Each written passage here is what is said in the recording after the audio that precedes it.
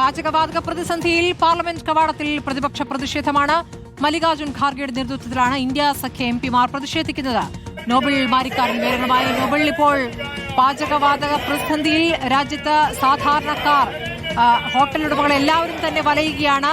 ഇപ്പോൾ പ്രതിപക്ഷം പ്രതിഷേധമായി പാർലമെന്റ് കവാടത്തിന് മുന്നിൽ. ഖർഗെയുടെ നേതൃത്വത്തിലുള്ള പ്രതിഷേധത്തിൽ ആരൊക്കെ പങ്കെടുക്കുന്നു?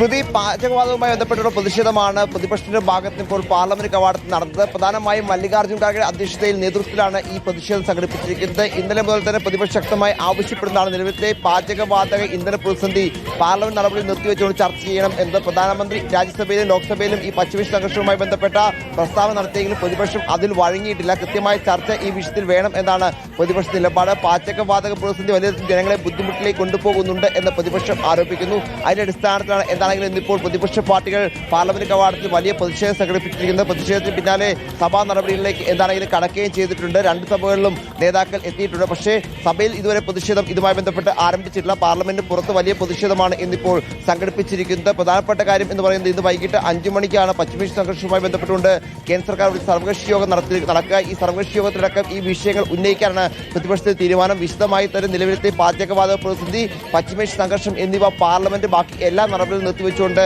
വിശദമായി ചർച്ച ചെയ്യണമെന്നാണ് പ്രതിപക്ഷത്തിന്റെ ആവശ്യം. ഈ ആവശ്യത്തോടെ കേന്ദ്ര സർക്കാർ വഴങ്ങുമോ എന്ന് വ്യക്തമല്ല. കാരണം പ്രധാനമന്ത്രി രാജ്യസഭയിലും ലോക്സഭയിലും പ്രസ്താവന നടത്തിയ പശ്ചാത്തലം കൂടിയുണ്ട്. അതിന്റെ അടിസ്ഥാനത്തിൽ കൂടുതൽ ചർച്ചകളിലേക്ക് പോകേണ്ടതില്ല എന്നാണ് സർക്കാരിന്റെ നിലപാട്. അതേസമയം സർക്കാർ പലതരത്തിലും ഈ പാചകവാതക പ്രതിസന്ധി മറികടക്കാൻ ശ്രമങ്ങൾ തുടരുന്നു എന്ന് പറയുമ്പോഴും ജനങ്ങൾ ദുരിതത്തിലാണ്. പലർക്കും ഗ്യാസ് കുറ്റിയോ അല്ലെങ്കിൽ അത്തരത്തിൽ പാചകവാതകമോ ലഭിക്കുന്നില്ല എന്നാണ് ഇപ്പോൾ പ്രതിപക്ഷം ആരോപിക്കുന്നത്. അതിന്റെ അടിസ്ഥാനത്തിലാണ് ഇപ്പോൾ പാർലമെന്റ് കവാടത്തിൽ മല്ലികാർജുൻ ഖാർഗെ നേതൃത്വത്തിൽ പ്രധാനപ്പെട്ട എംപിമാർ ഇപ്പോൾ പ്രതിഷേധം സംഘടിപ്പിച്ചിരിക്കുന്നത്. സ്മൃതി, ശരി, നോബൽ മാരിക്കാരനാണ് വിവരങ്ങൾ നൽകിയത്.